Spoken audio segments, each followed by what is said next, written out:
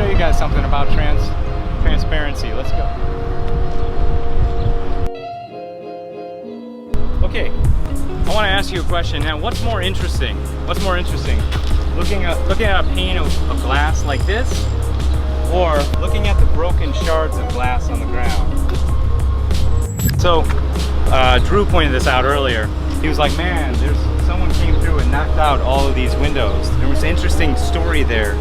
And I started thinking about how our eye goes to broken glass as opposed to just a pane of glass. Pane of glass isn't interesting, but broken glass tells a story. And I started thinking about how that relates to us being transparent in the stories that we put out.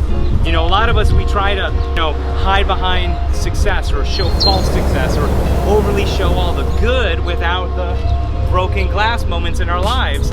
And the problem is the broken glass moments in our lives are how we get to that next level.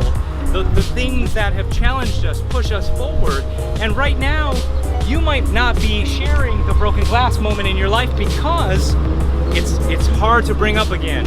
It was moments where you were vulnerable, but I'm gonna tell you right now, those vulnerable moments, those broken glass moments, those are the moments that truly connect people, because they want to know that you've come from where they might be at right now, right?